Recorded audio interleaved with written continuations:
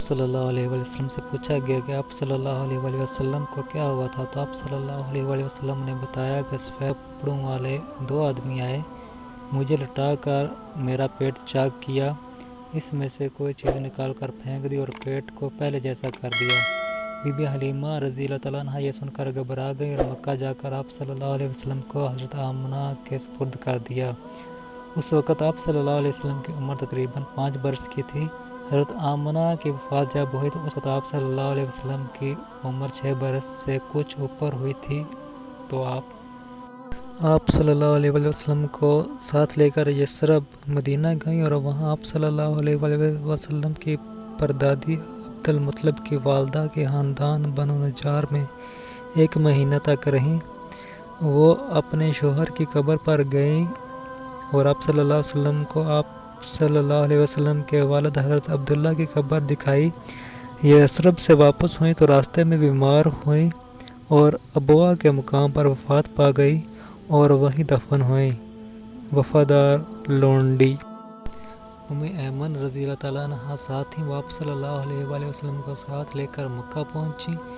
دادا کے پاس ایمن رضی اللہ تعالیٰ عنہ نے مکہ کر آپ صلی اللہ علیہ وسلم کو آپ صلی اللہ علیہ وسلم کے دادا جناب عبد المطلب کے سپرد کر دیا۔ بوڑھے دادا نے اپنے بن ماں باپ پوتے کو سینے سے لگایا اور نہایت محبت اور شفقت سے آپ صلی اللہ علیہ وسلم کی پرورش کرنے لگے۔ وہ آپ صلی اللہ علیہ وسلم کو اپنی تمام اولاد سے بڑھ کر چاہتے، ہر وقت آپ صلی اللہ علیہ وسلم کو ساتھ، آپ صلی اللہ علیہ وسلم کے بغیر کھانا نہ کھاتے، آپ صلی اللہ علیہ وسلم کو اپنے ساتھ اپنی مسند پر بٹھاتے، آپ صلی اللہ علیہ وسلم کا منہ چومتے اور کہا کرتے کہ خدا کی قسم میرے اس پوتے کی شان ہی کچھ اور ہے، یہ اتنے اونچے مرتبے پر پہنچے گا جس پر اس سے پہلے کوئی عرب نہیں پہنچا۔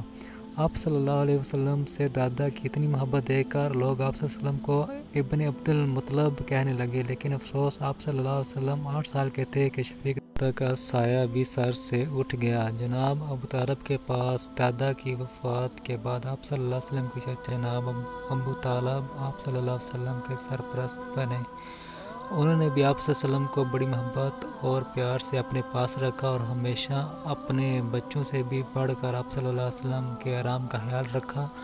آپ صلی اللہ علیہ وسلم نے دیکھا کہ چچا کی مالی حالت کمزور ہے تو خود کمانے کی فکر کی اور کچھ عرصہ تک لوگوں کی بکریاں اجرت پر چراتے رہے۔